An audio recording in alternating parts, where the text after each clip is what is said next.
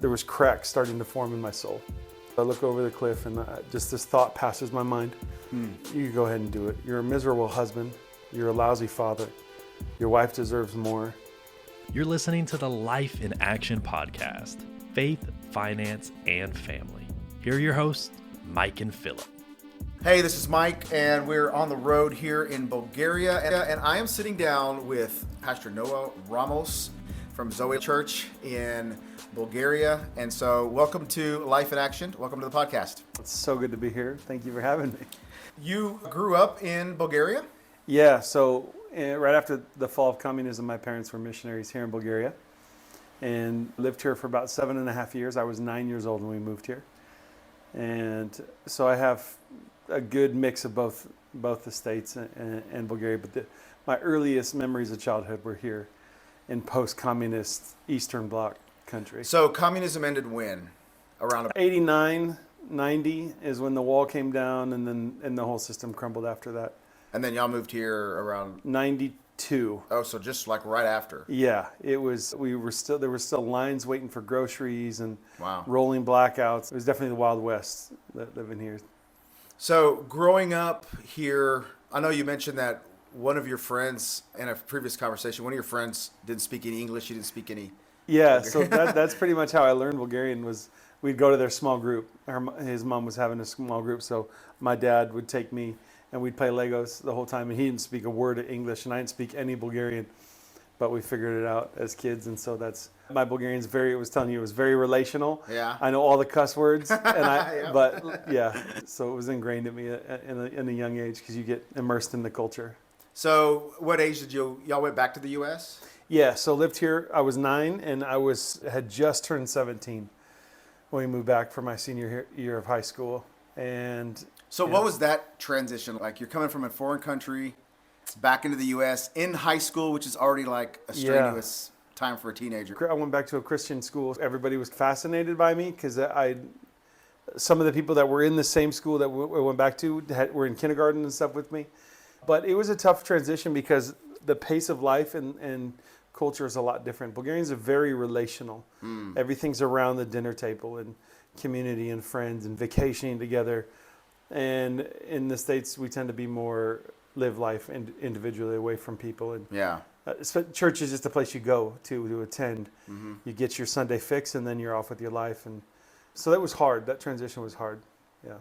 Yeah, in Americans, we like eat and run, or if we even do eat together, it's Exactly. just like fast. So since we've been living here, we went back we had a date night. We went back, we were visiting my parents, and it was me and my wife, my sister and her husband, and my parents, and we went to eat. We were done eating, and they were on their way out in 20 minutes. And Andrea and I, my wife, were sitting there in culture shock. We didn't even talk or anything. We ate our food, and now we're leaving. Life is done around the table. Yeah. And so We had a girl from Spain. She was a foreign exchange student. She came to live at our house with us, and she was so surprised how fast we would eat, and then we were done. And she was Yeah. like, "We take hours to have dinner." yeah. Yeah. Is do y'all take hours, or is it just like? Yeah, it's out. Especially if you go out to eat with another family or whatever. At home, it's different. We'll eat quick, clean up, and then sit on the couch and hang out together. But it's more relational. It's more conversational, relational, and yeah. Just talking about the difference between America and Bulgaria, what foods do you miss over here in the U.S.? Oh, my goodness. My wife and I are originally from Seattle, and so Asian food where we're at is really like teriyaki and Thai food, and even like fresh seafood. All that it's good. The beef and steaks, like good American steaks and brisket and all the cookout stuff. I miss all that. The barbecue stuff and everything? Yeah. Bulgarians do a lot of meat. It's mostly pork, but. Oh, yeah. And then Mexican food. Mexican, oh man, I miss Mexican food so good. Yeah. So you're 19, you're going to high school. How long did y'all stay you were in Seattle at that time? Yeah. So ended up being in Seattle for the next 11 years. Oh, wow. Yeah. Went to Bible school, second year Bible school, met my wife. I really liked her. She was really good looking, and she didn't want anything to do with me. And so I had to convince her that this is a pretty good deal. Yeah? It's pretty good husband material. And so we ended up getting married a few years later after dating. But then I always felt called to ministry, but we didn't go into ministry. I went into construction, was doing underground utilities, working for a company that would get these government projects and working in the roads and big machinery and stuff like that. So it was a different life, but we would always serve in church. Yeah. Always wanted to be a part of the community, but it was also like that you feel like you're made to do something and you're doing something completely different. And so it's hard to have a good attitude. It's hard to love life when you are living in this is not what I want to do. But also like Joseph, who got sent to the pit, was sold into slavery by his brother. It's when you're faithful with even the things that you don't want to do or you don't feel like you're calling, that's what builds character. And I think too, the way the world is run today, or the way that what we convince people to do is do whatever you feel like, or what do you love to do? What are you called to do? I was like, no, I think there's some things that you need to do that aren't fun, that build character, that are painful, and will give you a good work ethic. And so I think maybe we need to stop asking people what they want to do and ask them what they should be doing. That's really good. Yeah. Because that's part of the process. Yep. There's character building in that. There's growth in that. And sometimes, especially when we have families, we have to do what we want to do. I know I used to do landscaping. I lost my job and I had to go do landscaping. Yeah. And I didn't want to do that. But, I mean, I had to, put food on the table. Was that what I was called to do? No. You got to eat. You still got to eat. Yeah, so that was that season for me. We did that for about 8 years. And then 2008, the crisis in the economy hit. And then it took about a year for it to hit our sector, our construction sector, and got laid off, and things went from bad to worse. We got behind in our payments for our condo. We bought it for $190,000, and it was valued at the time for $60,000. Oh, wow. And so we tried to short sell it, and the bank rejected the sale. It finally went to auction for, it was like 40 grand or something like that. The house eventually sold for. Yeah. The condo did. And it was devastating because we had to pack up all of our stuff and move out. And in that process, whoever bought it at auction, we came home one day to get the last load, and they were already in there. They were already walking around the apartment. Oh. What are you doing? What are you doing here? Whatever. So it was devastating. Being 30 years old and having to move back in with your parents was really humbling too. Yeah. Yeah, we were serving at our local church, and we were what they called care pastors. We led a group of around 40, 50 people of young marrieds. And the church had an outreach where they would give boxes to people in need, poor people or whatever. Every week, we are giving away a free copy of Philip Baker's book on our Instagram. All you have to do to enter is follow our page. Head over to life_in_action on Instagram, give us a follow, and you are entered. Easy as that. Now, back to the show. And so we went one week being fine, to the next week I was carrying boxes through the lobby. And everybody knew what the boxes were for. We were carrying, hey, we're struggling. We can't put food on the table. And the church was, and I think that's why we have a passion to help people in need now, is because that was us. We were, life comes at you pretty hard sometimes. So then we did that for about a year. And then our pastors, our now pastors, they were Nick and Christine Kane, who started anti-human trafficking organization called A21. They were planning a church and starting anti-human trafficking here in Europe, and asked us if we'd want to be a part. So came and visited, and the rest is kind of history. Wow. Eventually y'all took the church. Yeah, that was, never moved here wanting to be the main guy. Never wanted to be pastor. Never wanted to be pastor, and I think that's probably why. Did you know prior to that, you went to Bible college and everything, did you know you were called to be a pastor, or? I knew that I wanted to be in ministry. I wanted to help people, whatever that looked like. It didn't necessarily mean working for the church full time, even though maybe that in the back of my mind was the dream. I just wanted to serve God. I couldn't see purpose and meaning in anything else. So that's so important, because you weren't looking for a position. You were there to serve. Yeah. Yeah. Yeah. So we lived here for a year, and and when you're church planting, you're doing everything. So there was the pastor and his wife, and they led leadership part of church, but I was setting up chairs and on the media, putting the words on, and on the worship team, and doing everything else. And then about a year and a half into it, those pastors decided to end up moving back to Australia, where they were from. And Nick and Christine asked if we'd want to take on the church, and it was a real, oh crap, I don't think I'm ready for this. And I wasn't. Yeah. And God's, that's all right, you got this, I'll be with you. So we've been doing that now for 10 years. And actually next week is our 10-year anniversary to pastoring the church. And oh, that's awesome. So I was at your church today. It's an awesome, booming church. a lot of young people, and there's a great vibe there and a great spirit there. Y'all are doing some amazing things in Sofia with the youth. I was here for the business guys, Yeah. and that's a new ministry, and that's growing. And so y'all have an awesome work here and doing some great things. What have been some of the challenges for you as a pastor? Everybody wants to hear about the good things, but not everybody wants to talk about the dark side or the bad side. It's been easy, no challenges whatsoever. Yeah. Yeah. I think part of the hardest thing is when you know who you are, when you know what your DNA and your culture is and what you're called to do.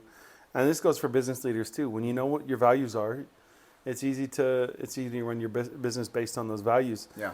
But we've been through so many metamorphoses, I would say. That's been hard. COVID, reinventing what it looks like to do church. Yeah. Because before COVID, it was all about the Sunday event. And now it's, no, are you really loving and caring for people? Are you really meeting people one-on-one? And I would say the most difficult thing that I experienced last year, so now 9 years into it, for me, it was always difficult to read the Bible and look at my life and be like, how do you compare the two? Because the disciples did signs and wonders and miracles, and they'd preach the gospel, and people would be saved, and the sick would be healed. And I don't see that. I believe it, or I want to believe it, or think I have faith for it, but none of that stuff is happening. Like, none of that stuff's happening. And if God's really the God of the Bible, then I'm just going to need more than a get out of hell free card. And so we started about 2 years ago shifting back to, I would say, the foundations of Christianity, which is prayer, fasting, and worship. And in doing that, it created a place where God was welcome. And we started to experience a move of God in our church that we'd been praying for. People being healed and restored, and people manifesting demons in church. And it's easier for us sitting in the Western world to think countries like Africa need that. And I'm like, no, people all over the world need that. Africa, India, South America, they experience those things because they're desperate for it. Yeah. And we're so full of ourselves. We're so full of our opinions, our life, our comfort. We're not willing to give up ourselves in order to experience the fullness of God. And so when we got to the place where it's, okay, nothing else matters except you, he started moving. And so we've been experiencing that now for about 2 years, the move of God, and seeing supernatural things happen. People manifesting demons, that's crazy. That stuff is still happening. But then in the middle of it, right in the middle of it, so 1 year into it, it's about a year ago, I went through probably the darkest season of my life. A.W. Tozer calls it the dark night of the soul. And everything was going great. God was moving, his presence was there, church was growing, people were being saved, but my soul wasn't well. We do so good at taking care of our bodies and working out, most of us, hopefully, and taking care, checking off the checklist at church, but we don't talk about the soul. Yeah. And that's where most of our issues are, the brokenness and the places that need to be healed. And we stuff it or we ignore it, and we're hurting on the inside. So from the outside, okay, so I'm going to show you the picture of anxiety, depression, suicidal thoughts, and this is how it looks. Wow. Looks like a happy family. Yep, and here same day. Dang. Golly. It was my wife's birthday. We went hiking, and up in the mountain, I look over the side of the cliff, and I'm carrying this heaviness and weight. We had been running pace at a breakneck speed as far as church. But I'd just gone to Ukraine, and we had a conference and all this stuff, blah blah blah, all this stuff, and there was cracks starting to form in my soul. And so I look over the cliff, and just this thought passes my mind. You could go ahead and do it. You're a miserable husband. You're a lousy father. Your wife deserves more. If you end it now, people go hiking and slip and fall all the time. So you can make it look like an accident. Nobody will know. God's a merciful God. He should forgive you. And your wife deserves somebody better. All of this stuff. And it was just a second. And then I turn and I look and I see my two boys sitting there, and I'm like, yeah, I can't do that to them. And so this in the darkest time of my life, and my wife realized it a few days later what I was going through, just the heaviness and just the difficulty. And so she's like, "You're going away." because I'm naturally an introvert, which Yeah. is hard for a pastor because you're supposed to be around people, help people all the time. Yeah. And it drains me. So I'm booking you a hotel up in the mountain. You're going away for 2 days, and I don't want to see you. You need to spend time with Jesus. You need to get alone, clear your head. And I realize just how imperative it is, especially for us men, to be like, sometimes we're just so used to pulling up our big boy panties Yeah. and carrying on and not sharing with people the hard, the difficult, everything might gonna look good on the outside, but And you had a double whammy because, number one, you're a man, and men are not supposed to, like you said, Yeah. cry or have pain or be down, but you're also a pastor. And you're not supposed to go to people with your problems. People go to you with their problems. Right. It's got to be super hard to deal with that. And so what do you feel, and you don't have to answer this, but what do you feel was causing that depression or causing that pain? yeah, I think at the risk of sounding super spiritual, like the Bible says that He is the vine and we are the branches. And that since then, I've thanked God multiple times for letting me go for a moment, for letting me go and be like, and just, you want to do it on your own strength? You want to live this life without being connected to me? Go ahead. And I felt the darkness of the moment, the disconnection, the loneliness, the depression of it, and it broke me. Wow. It broke me on the inside. And I'm thankful. Like I even said this morning in church, is that sometimes God does give you the gift of pain. Yeah. Look, Paul in Corinthians, or when he asked God, he said there's this thorn, and he asked God 3 times to remove it, and God's no. And because in your weakness I'm made strong. Like, the only way that we are called to be strong is in Jesus. And the moment we lose that connection, the moment we lose that dependence, the moment we try to be a husband, try to be a father, try to be a leader, try to be a business owner, a manager, or anything else disconnected from Him, that is a one-way track to a very dark place. And I'm thankful for a wife who loves me enough to force me to get away and spend time with Him. And I'd love to say that after that moment a year ago that I haven't experienced those same thoughts. I have. But what it's done is created a pathway in my mind that leads me back to the place of dependence. So when I was on the mountain, I went for a walk, and Bulgarians are known for killing their wildlife, wild game. They're like, they just, restrictions, laws don't apply. They harvest everything. Wow. And I'm by a ski lift. It's not in the middle of winter. There's not snow, but so I'm out there, and it's like a Tuesday. I start walking. It's probably got 3 or 4 miles up into the mountains, and I stop and I sit down and I look, and there's 3 or 4 deer right there, and they're just standing there looking at me. And God reminds me, as the deer pants for the water, so my soul longs for you, and I'll make your feet like the hind's feet. And it was like, see, this is how much I love you. This is how much I love you, and this is how I want to take care of you. They're not worried. They're not stressed out. They're relying on me to give them resource and life. And so the mental health thing, I don't like that term. I don't like mental health. I think soul health is a little bit better, because Soul health, yeah. the soul is your mind, your will, and your emotions. Yeah.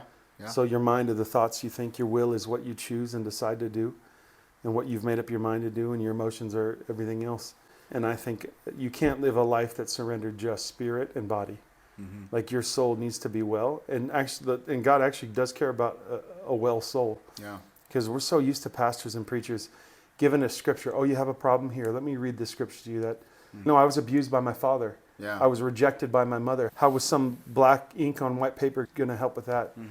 And so we need the spirit of wisdom. We need God, and we need Jesus to get into those places that are hurting and broken, and heal us where it's scariest. So one of my processes was, when I was on the mountain, I wrote this paper. It was like a letter to Jesus, basically, and said, these are the thoughts that I was thinking. This is how broken I am, and I'm weeping as I'm writing, and I'm writing it all down. And then at the end, it was basically, Jesus, I just need you. I just need you. And a week and a half later, I'm sitting on church on a Sunday morning, have my sermon prepared, about to get up and preach. And the Holy Spirit's like, read the letter to your church. Read the letter to your church and tell them that you almost took your life, that you thought these thoughts, and you were struggling with these things. And I'm like, Wow. I don't know if I can do that. Yeah. And I get up on stage, and I'm like, I share with the church, I'm like, I'm trying to be obedient to God. He's asking me to do this. And I start to read the letter. I start to read it, and my wife starts bawling, just bawling. And weeks after that, they wrote me in from other churches, other people that I knew are like, thank you for doing that. I've never heard a pastor get up and share their journey of healing and desperation and brokenness. And so I think when we're transparent with other people, we don't just find the freedom and healing, but other people who hear our story and know our journey do too. I think it's so important. And up until then, I thought I was bulletproof. Yeah. I thought I got this. God's giving me broad shoulders. I can carry it. And the only place I'm supposed to carry all that stuff is to his feet. It's so powerful what you said about how Jesus sometimes just lets us go for a little bit. And it reminds me of when Peter walked out on the water and he was doing something spectacular, but then he took his eyes off Jesus for just a minute and he started to sink and he got gripped by fear.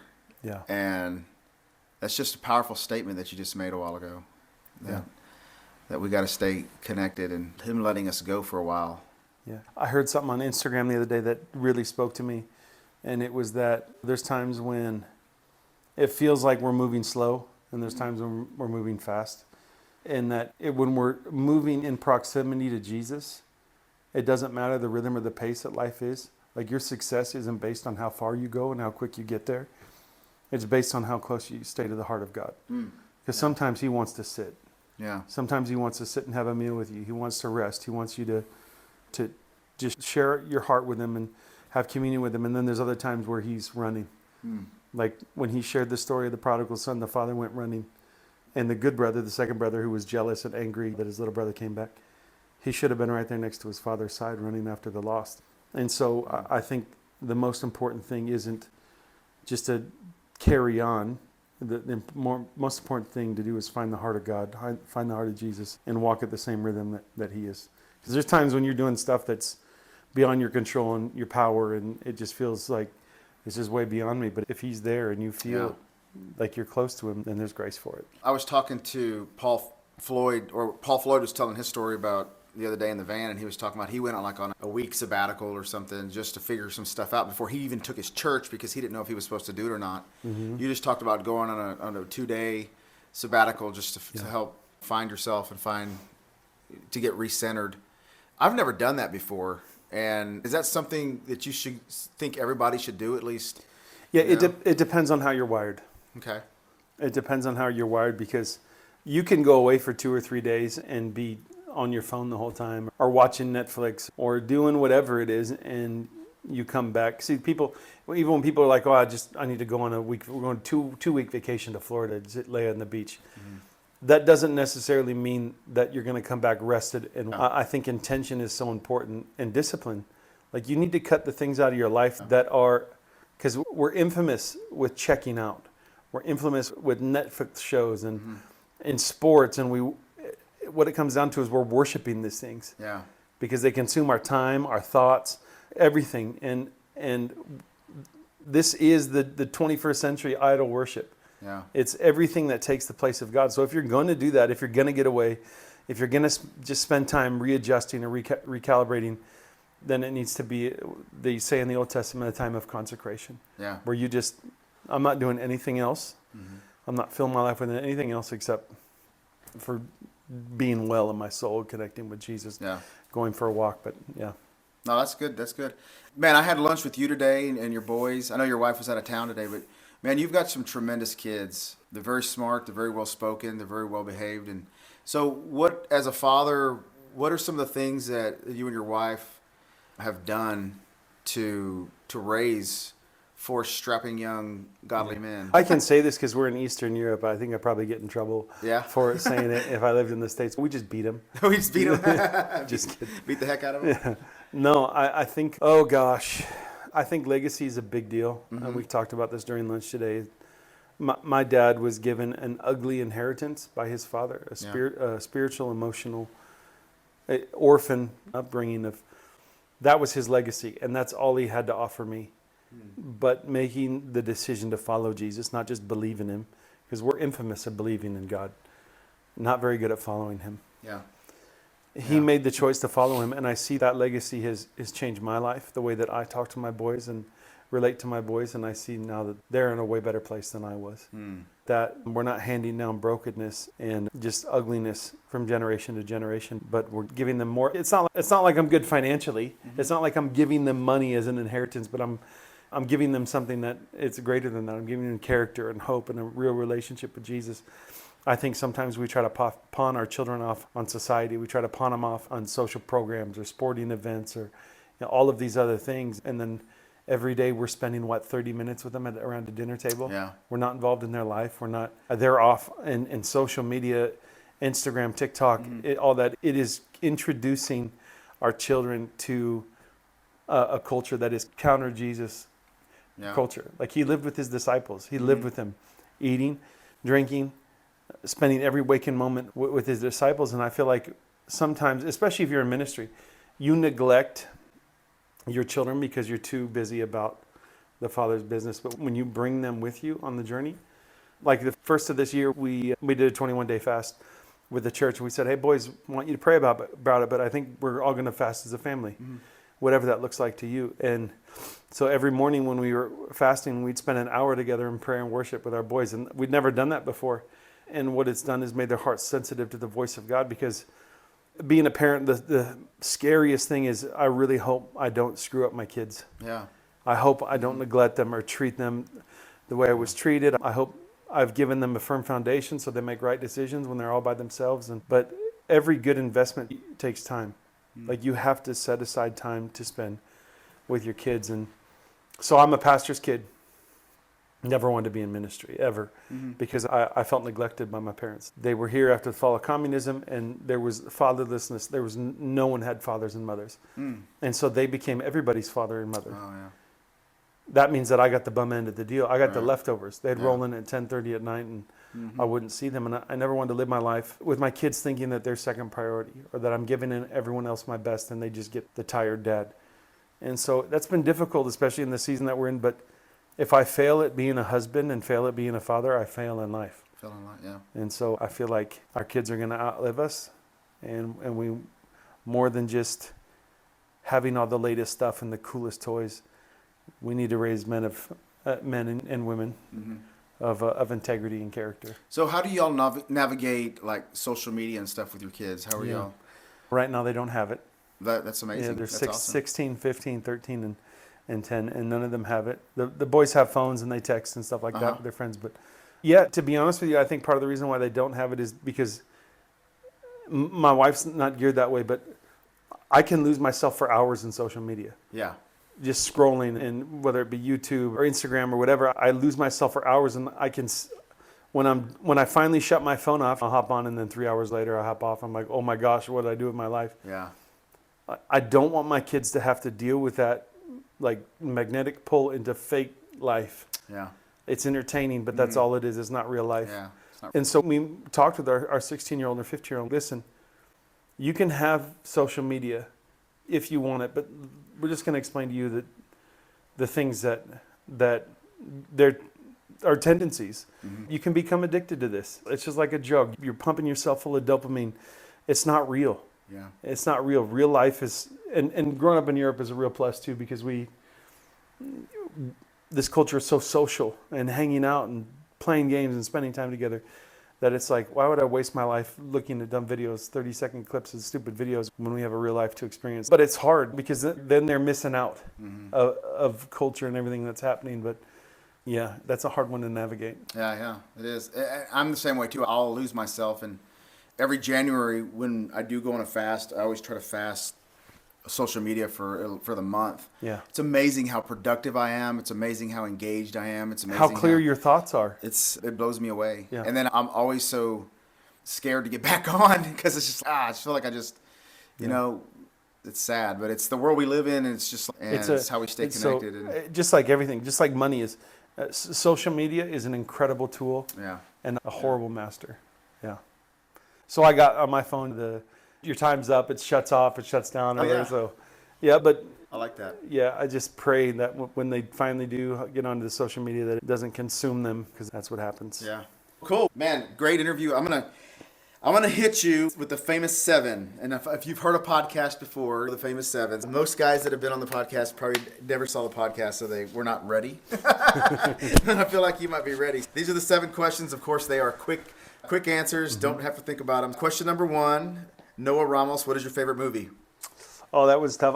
I would say I love Lord of the Rings. I also love Top Gun. Those are the tops? Yeah. All right.